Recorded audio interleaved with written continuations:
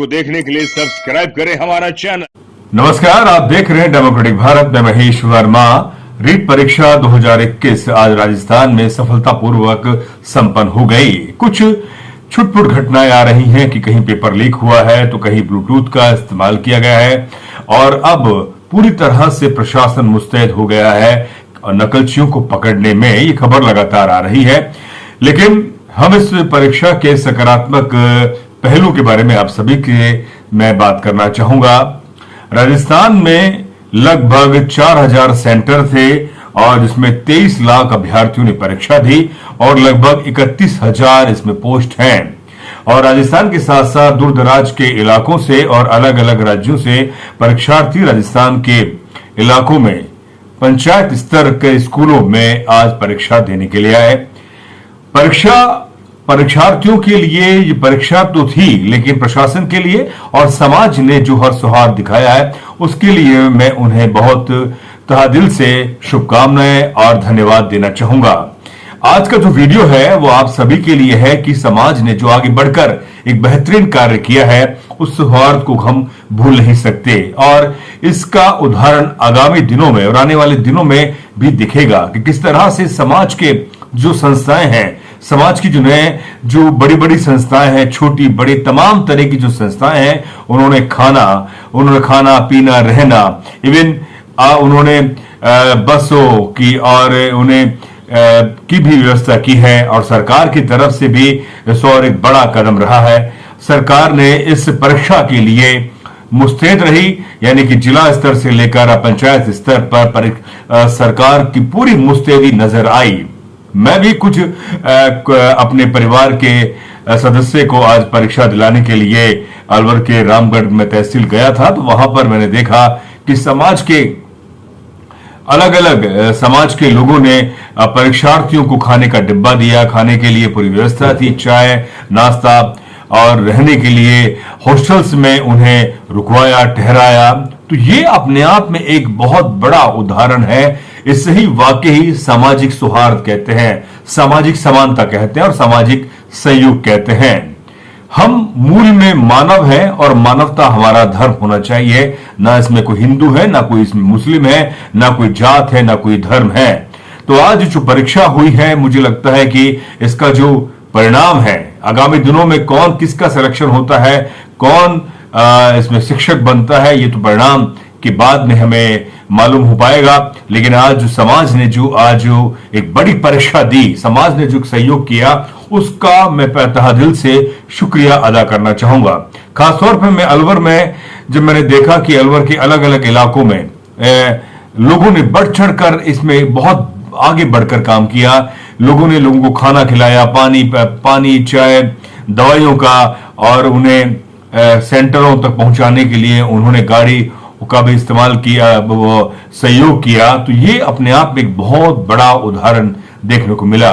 तस्वीरों में आप देख सकते हैं कि राजस्थान के कैबिनेट मंत्री टीकाराम जूली साहब है, उन्होंने भी अपने कार्यालय में परीक्षार्थियों को ठहराने के लिए एक बहुत बड़ा सहयोग किया, उन्हें ठहराया, उन्हें खाने के लिए, उन्हें रुकवाने के लिए पूरा सहयोग किया। और दौसा से भी जो तस्वीरें आप देख सकते हैं कि इसमें डॉक्टर नरेंद्र परिवार और साथ उन्होंने एक बहुत बड़ा सहयोग, उनकी जो पूरी टीम है, भरतपुर के लोगों ने भी बहुत बड़ी सहयोग किया। अलवर के जो अम्बेडकर छात्रावास है, उन्होंने मेघवाल छात्रावास है और तमाम अलग अलग जो समाज के छात्रावास है, चाहे वो वैश्य समाज हो, चाहे ब्राह्मण समाज हो, राजपूत समाज हो, गुजर समाज हो, जाट समाज हो, तमाम सैनी समाज हो, तमाम समाज के लोगों ने, यानी कि और चाहे वो मुस्लिम समाज के लोग हों, उन्होंने भी इस और एक बड़ा सहयोग किया है।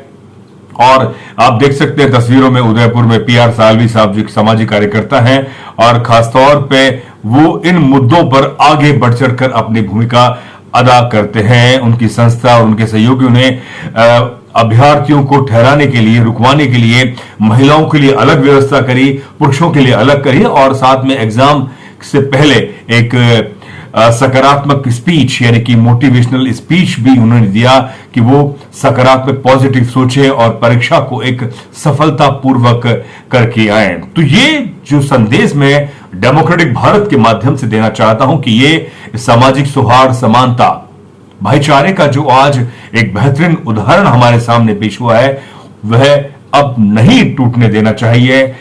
कुछ लोग हैं जो इसमें राजनीति करते हैं, लेकिन मैं चाहूंगा कि समाज के जिन लोगों ने इसमें सहयोग किया है, खासतौर पे प्रशासन ने, सरकार ने, और उससे भी बड़ा समाज के लोगों ने जो सहयोग किया है, उनको मैं तहे दिल से शुभकामनाएं, धन्यवाद देना चाहूंगा। और उन परीक्षार्थी जो आज दूर दराज से एग्जाम देने आए, परीक्षा देने आए, तो उनके मन में भी एक भावना जागृत हुई है कि सबसे बड़ी जो मानवता है वही मानवीय पहलू है, सामाजिक सहयोग, सौहार्द ही सबसे बड़ा धर्म है, वही आपको अंदर, हमें वही हमारी शिक्षा होनी चाहिए। ये एक बड़ा सफलता की ओर बढ़ता हुआ कदम है।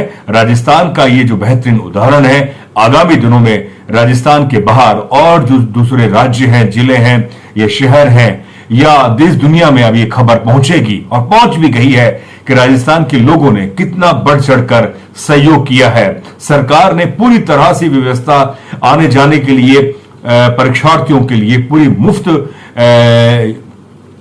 बसों का इंतजाम किया, गाड़ी का इंतजाम किया, महिलाओं को ठहराने के लिए, पुरुषों को ठहराने के लिए, उनके खाने के लिए, उनकी दवाइयों के लिए। तो ये अपने आप में एक बहुत बड़ा सहयोग रहा।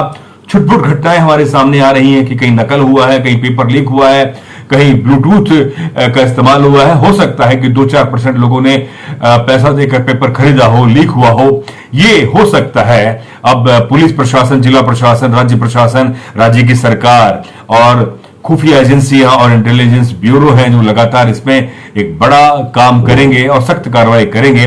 लेकिन मैं फिर कहूंगा, जो सामाजिक सौहार्द का जो आज उदाहरण पेश किया है, उसके लिए एक बड़ा तहे दिल से मैं शुभकामनाएं अर्पित करता हूं। और अंत में एक सवाल मैं आप सभी के सामने छोड़ के जा रहा हूं कि यह सरकारी परीक्षा थी, सरकार ने व्यवस्था की थी, सरकार ने जो रीट 2021 में 31,000 पोस्ट भरी जाएंगी।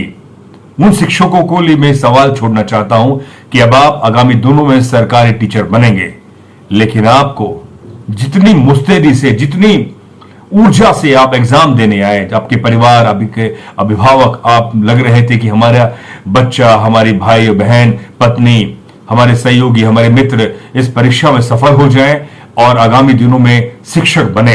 लेकिन सवाल यह है कि क्या अब आप सरकारी व्यवस्था जो चरमराई हुई है हमारी स्कूलों की, हमारे विद्यालयों की, हमारी शिक्षा स्थलों की, क्या उन्हें आप सुधार पाएंगे?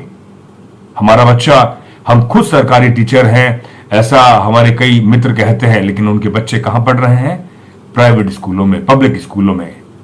ये बड़ा सवाल है। और सवाल यह है कि सरकार के जो बड़े बड़े अधिकारी हैं, बड़े सरकार और मंत्री हैं, नेता हैं, तमाम जो लोग हैं, जब तक इनके बच्चे सरकारी स्कूलों में शिक्षा ग्रहण नहीं करेंगे, मुझे लगता है कि सरकारी स्कूलों की व्यवस्थाएं और स्थिति नहीं सुधर पाएगी।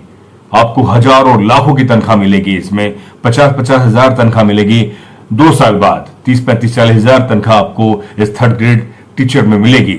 लेकिन क्या आप उस तनख्वाह के स्तर पर शिक्षा उन बच्चों को दिला पाएंगे?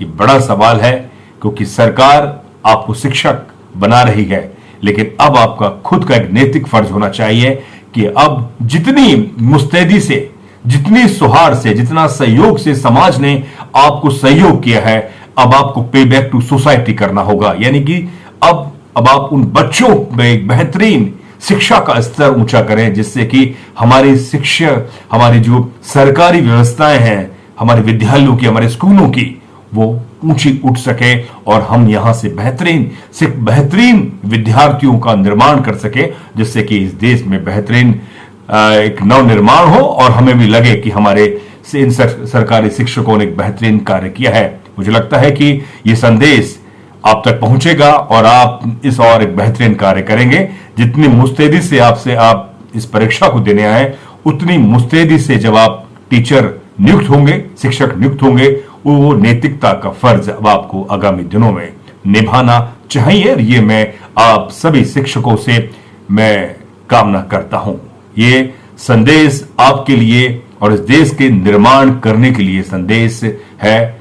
तो सही साथियों, मैं कहूंगा कि आप डेमोक्रेटिक भारत को देखें, सुने, और आप देख रहे हैं, आप चैनल को सब्सक्राइब करें, लाइक करें, शेयर करें। अगर आपको अच्छा लगे तो आप कमेंट्स भी करें और अपने मित्रों तक ये भावनाएं पहुंचाएं कि हमने और हमारे समाज ने जो एक बेहतरीन कार्य किया है उसका अब हमें ऋण चुकाना चाहिए। तो दीजिए महेश वर्मा को इजाजत। शुक्रिया। को देखने के लिए सब्सक्राइब करें हमारा